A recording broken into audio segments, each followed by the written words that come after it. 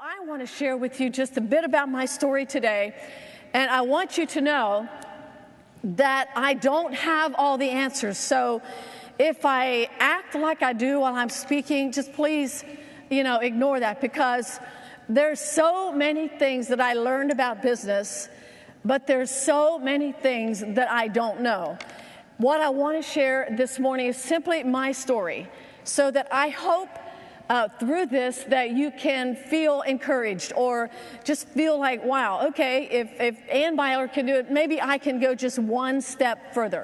So if I can encourage you this morning, it will be worth my trip. And I just want to encourage you to just don't quit. Just don't quit. And speaking of persistence, it's really what it takes. If you're going to run, start, manage, and grow a business, it takes a lot of persistence. As business leaders, we can be discouraged. Is that right? Or anybody know what that's like? We can get discouraged. And there's times we can be overwhelmed with the demands that the business life brings to us. Again, I just want to encourage you, don't stop. Recently, I heard a quote that said, success is going from one failure to another with great enthusiasm. Success is going from one failure to another with great enthusiasm. Well, I've experienced many failures. I really have experienced many personal failures. And in business, there's many times that I failed as a person, as a leader. I didn't always do it right. But I can tell you that I didn't quit. I kept going. I kept persevering. So if you're feeling today like, you have failed, well, then just go from that failure with enthusiasm, and something's going to show up. So just keep going. I know that a lot of you have heard about Auntie Ann's and you've eaten our pretzels. Are there any people in the room that have never tasted an Auntie Ann pretzel? You may raise your hand at this moment. Oh, really? You all have had the Auntie Ann pretzel? Oh, do I see somebody? Where? Okay. Oh, you may raise your hand. Yes, fine. Make sure he gets a coupon, okay, so he can go get a pretzel. Okay. Well, we're all around you, and I heard that we're actually on this, somewhere close by here, on this campus, this facility. Auntie Ann's just opened up a pretzel store, so it's real convenient for you. I just want to share with you a small piece of Auntie Ann's and how it happened. And if you want all the pieces to it, then you'll just need to buy the book. And I'll be out back later signing the books if you'd like. Auntie Ann's was a surprise for me. I never had plans in my life to be a businesswoman, and I never dreamt that one day that I would be the pretzel queen. I mean, really, there are things that are much more impressive than being the pretzel queen. But Auntie Ann's did happen, and Auntie Ann's was the first in the marketplace to take hand-rolled soft pretzels. And I'm just grateful for the opportunity that I had to do business in America and to be successful in the way that we've been. But according to the professionals and the educators, Auntie Ann's could not or should not have ever happened. It wasn't possible. And I can tell you that there was not a headhunter in the whole wide world that would have come looking for me to be the CEO of an international franchise company. The only two things that I had when I launched Auntie Ann's was a nonstop hard work ethic, which I learned on the farm in Lancaster County. There was 8 of us kids. I grew up on an Amish farm. I was Amish and then Amish Mennonite and married in that culture. So with 8 kids on the farm, it was always about teamwork. I was able to take that approach into business at Auntie Ann's, and it really works very well. Teamwork in the workplace. When I started Auntie Ann's, I knew nothing about business. I was a housewife. I knew nothing about franchising. I knew nothing about corporate America. But let me tell you, I found out about corporate America. It didn't take me long to figure it out. I was living my dream as a mom, as a wife. We had 3 daughters, 2 daughters living, and we have 1 daughter living in heaven. I was a wife and a mom. It was what I dreamed for all of my life. So I was living my dream. God took me out of my kitchen, and he plopped me right in the big middle of corporate America. And in my plopped position, I looked around, and I'm thinking, wow, is this the way we do business? And I was amazed and astounded. It surprised me. Growing up on an Amish farm and in a community where integrity and trust were the foundation for everything we did, I decided in that plop position that that's how we're going to do business. There's 3 things that I had that I didn't have when I opened my first Auntie Anne's store. It was a formal education, capital, and a business plan. And I know that by the time I'm through here this morning, you'll know that Auntie Anne's is a modern-day business miracle. And you also know that all things are possible. So I don't know where you're at in your business life or in your personal life, but let me tell you, it's true. Anything is possible. Number 1, I didn't have a formal education simply because in the Amish culture, we go to the 8th grade. So don't look at me with those like, you're a dropout of high school. No, I never dropped out of high school. I never went to high school. It was just our culture. I didn't know any different. So don't hold that against me. The second thing, I did not have the finances. My husband and I had moved back from Texas after living there for 10 years. I'm thinking about my timer here. We lived there for 10 years. And on our way back, we experienced, while we were living there, brokenness, and came back broken in spirit and broken financially. That was back in 1987. Our net worth at that time was $25. We didn't know anything about 401ks. We knew nothing about CDs, IRA. We knew nothing about the business world, but we had $25 to our name. Number 3, I had no business plan. Well, I didn't have one because I didn't know I needed one. It's true. I just didn't know that. Auntie Anne started in February of 1988, and by the beginning of 1990, we had 12 stores and about 35 agreements for new stores. By the end of 1991, we had 75 stores.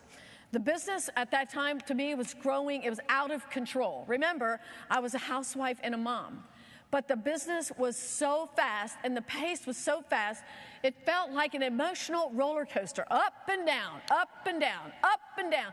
Most of it was up, but there was a lot of time when I was down because it was so fast and furious.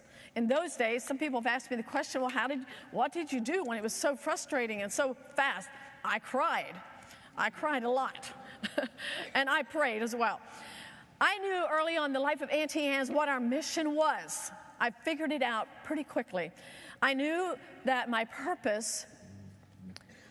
knew what our mission was, and I knew what my purpose was. But I was too busy doing business to really create a formal mission statement or a statement of purpose.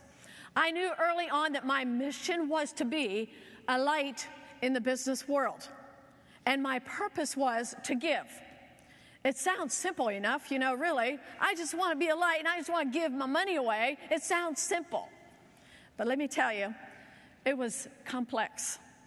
I wanted my business to be run with Judeo-Christian values and to be a beacon, a light, and to manage this business that God gave to us in an ethical manner. And I wanted to be a beacon for the whole world. I remember thinking, I want to take pretzels around the world. It was a pretty lofty goal, and I didn't realize at the time that we would actually go around the world with Auntie Anne's pretzels. But we have done that. Auntie Anne's is in 23 countries and in 44 states and is a beacon of light to hundreds of thousands of people around the world. That is my greatest joy because I know that people have a better quality of life, financially, emotionally, or spiritually, or all 3 of them. I know that's happened hundreds of thousands of times. It gives me great joy. Just recently, I spoke at an event in the Atlantis, and there was a man came up to me. It was an Auntie event along with other businesses, and a man came up to me. His name was Abbas. He was from Egypt, and he just came up and gave me a great big hug, and he said, thank you so much. I have 8 stores in Egypt, and we're very successful. And I thought, wow, we have gone around the world, and it's just a pretzel. It's just a pretzel. Eventually, we created a mission statement, but realized over time it was too complicated to memorize. And so over time, then we did a statement of purpose. Our management team began to talk about doing something that is simple and easy to understand. And they said, well, you talk about light all the time. Why don't we do a statement of purpose with the word light? So we began. We took the word and did an acrostic outline to help us remember what we're all about. Because let me tell you, in the busyness of business, it's very easy to forget what we're all about if we're not intentional about who we are and what we want to accomplish. So it's very important to do a mission statement or statement of purpose. Light is very simple. It just makes things visible. That's what it does. And when I realized to be light, it really put the pressure on me as a person. If I want to be light, then I got to walk it and talk it and be it. How many people go to Vegas? I mean, there's lights all over the place. We are attracted to light. So we made our purpose visible, and I want to share with you just a part of that. How light navigated me through the twists and turns of Auntie Anne's soft pretzels. Auntie Anne's would be just one farmer's market in Downingtown, Pennsylvania, still today, if it wasn't for faith, family, and friends.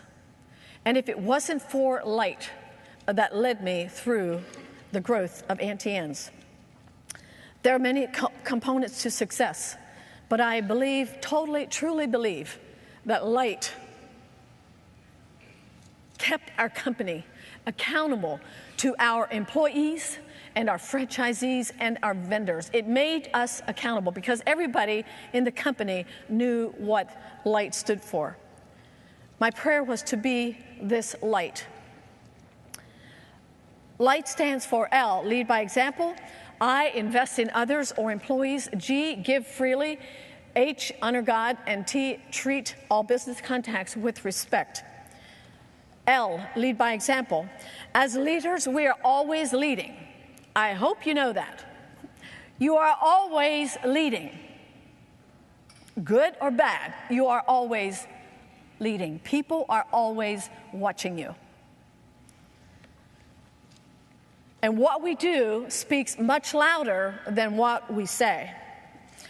If our example is to be a person of integrity, we'll build a strong foundation that will weather the storms of the business life. Absolutely. One definition for integrity is aspiring to do what's right. Definition for integrity, aspiring to do what's right. And let me tell you, to do what's right takes practice. It doesn't happen overnight or in one day. Rome wasn't built in a day, but it was built daily. Integrity is not built in one day, but it is built daily. Every day we work on integrity. Leading with integrity is very simple. It's just being a person of your word, telling the truth, doing the right thing when no one's looking.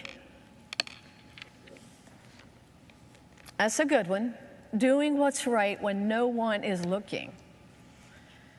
As the company grew, I delegated, and delegation was the toughest part of Auntie Anne's. It was the hardest thing that I did. But without delegation, you're not going to grow. So delegation became my challenge. And as we grew, I delegated more and more. We had one thing that I was very emphatic about, and that was I want you to do one store very well.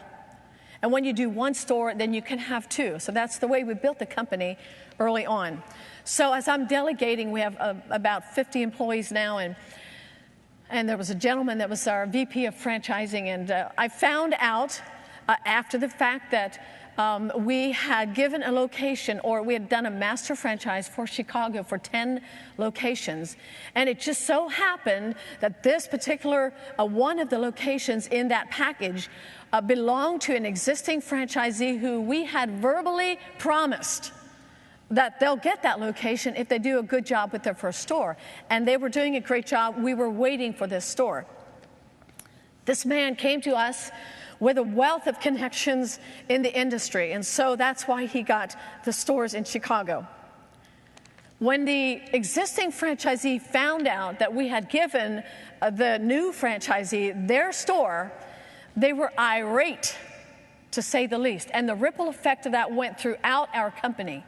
It got so bad that I said, okay, I'm going to make a trip to Chicago, and I'm going to see if I can convince or persuade this new franchisee to give up one location. So I set out and took a trip to Chicago.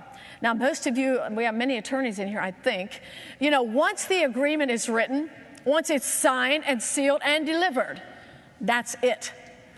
And that was the case. And so I went to Chicago armed with determination and faith and truth. And I'm saying, you know, hey, he was a wealthy man. He had jewelry stores all over the place.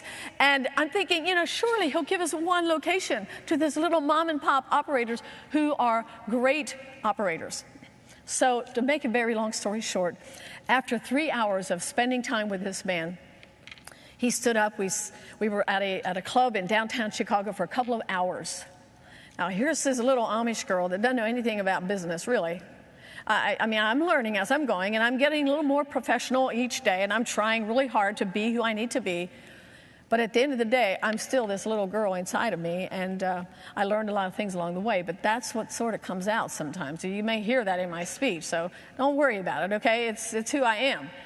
But I'm standing there in this posh club in Chicago after telling him, sort of pleading my case and trying to persuade him.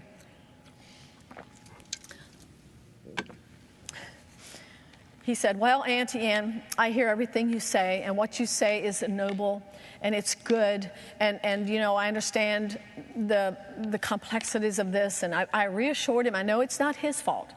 We're not blaming anyone. It's just, this is just not going to work well. And he said, I'm not going to give up the location. And I said, well, Hugh, I respect you as a businessman. I respect your decision. It's okay. We'll work it out. I'll make sure the other franchisees get this message, and it'll be okay. So it was a great conversation. Went home, and I really was distraught. I cried. I'm like, I was distraught for the other franchisee. My goal was always for you to be successful. And the next morning, I got a call from my VP of franchising, and he said, Ann, he said, I just got a call from Patinkin, and he said, the document is on the way. It's already rewritten, and he's going to give that store to the other party. I'm like, no, because he just said last night, there's no way he's giving it up. I said, why did he do that? And he said, well, Patinkin said, I just couldn't sleep last night, and I wanted to do what's right. Listen, folks, we can be examples in doing what's right in our businesses, and it will have a ripple effect. And other people will want to come on board because they see the benefits of doing what's right. Patinkin went on to become the largest franchisee at Auntie Ann to date. And the mom and pop operators had that store for many years, made hundreds of thousands of dollars. At the end of 10 years, they sold that particular store back to Patinkin. And in the end, they were both winners. It was a win-win example. Do what's right, lead by example. Doing what's right pays great dividends. Light I, investing in others. One definition of invest is to spend or utilize time or effort for future advantage or benefit. Now, most of us understand what it means to invest money into the banks, into the system, into the stock market. We expect, or hopefully, we expect to get a return on the monies that we have invested. Investing in others is more difficult because it takes time and energy to pour your life into someone else. But let me tell you, when we do that, there are great returns. And many of you understand this. You're doing this to people on a daily basis, investing into their lives. When I started Auntie Anne's, I decided to discipline my spending habits. And in those days, I had 3 stacks of money. That's what I did. That's the way I did my banking, folks. It was the 10% and it was the 30% for the government, which I think is like a little more than that today. And then there was the 60%, which we put in the bank for operating capital. And so that's the way I did my business. And our first VP at Auntie Anne's, the VP of Finance, he actually took this 3-stack system and he replaced it, with a more sophisticated model. It's called the accounting system. I'm telling you, to this day, I stay totally confused, about the accounting practices. But that's why we have attorneys and, accountants and all those things. So thank you for helping us out. Our purpose was to give, to get, to give again. Giving keeps us from becoming selfish. Light, H, honor God. To honor God means, to me, it's just serving other people. And personally, it meant for me to be the best that I could possibly be as a leader. So we created good policies.